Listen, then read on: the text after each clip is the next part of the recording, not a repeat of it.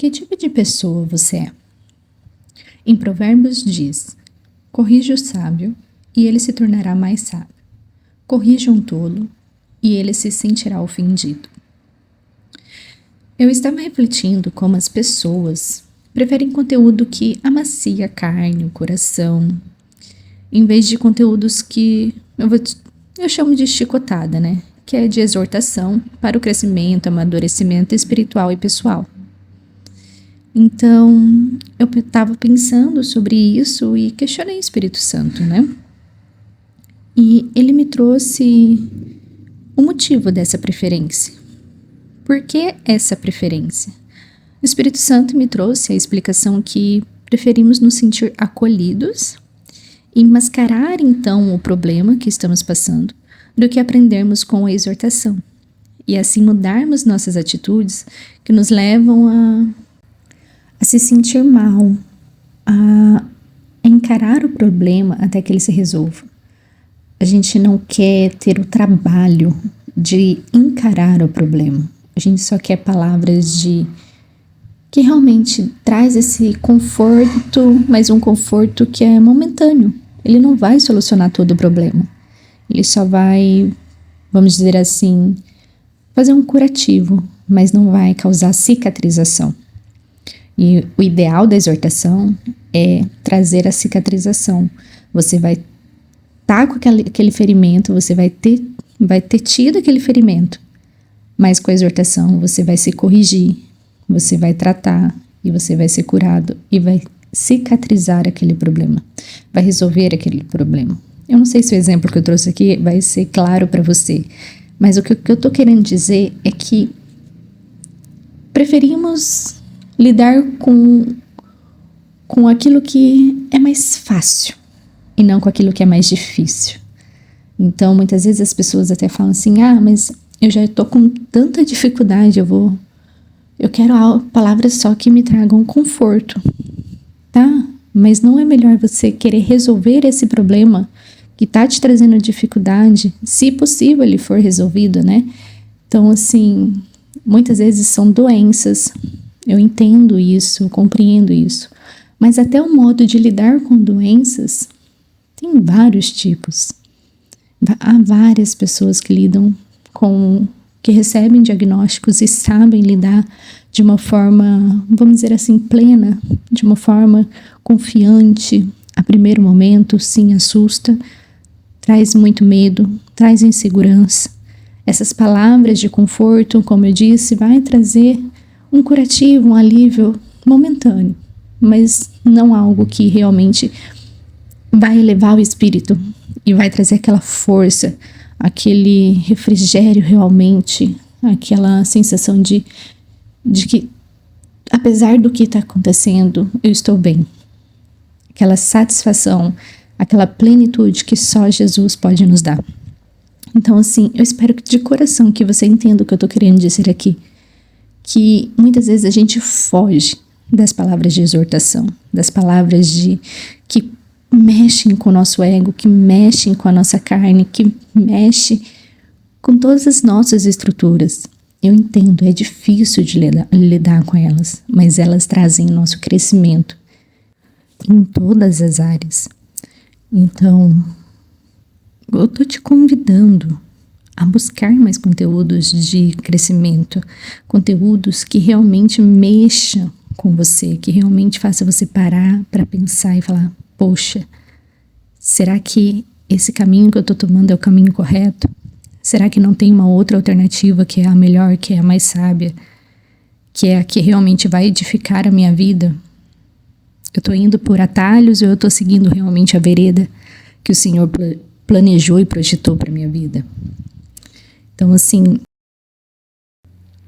eu vou trazer algumas palavras para vocês que está em Provérbios, que afirma isso que eu estou dizendo sobre a pessoa sábia, ela buscar realmente conselhos, buscar crescer quando alguém chama atenção e não se sentir ofendida, não se sentir mais para baixo. Ela para refletir. ela para analisar o que ela está vivendo, a situação dela, e ela usa aquilo para crescer. Em Provérbios 9, versículo 7, diz assim, do 7 até o 9. O que censura o zombador traz afronta sobre si. Quem repreende o ímpio mancha o próprio nome.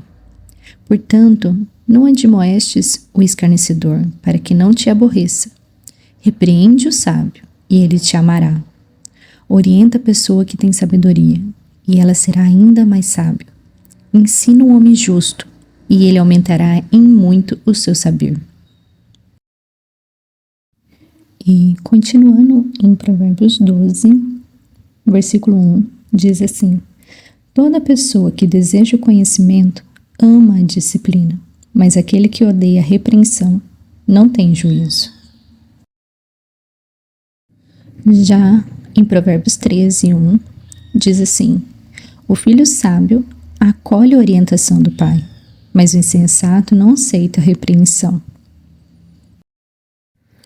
Em Provérbios 17, 10, fala: a repreensão produz marcas indeléveis na pessoa de entendimento, mais fortes que 100 chicotadas na costa do insensato.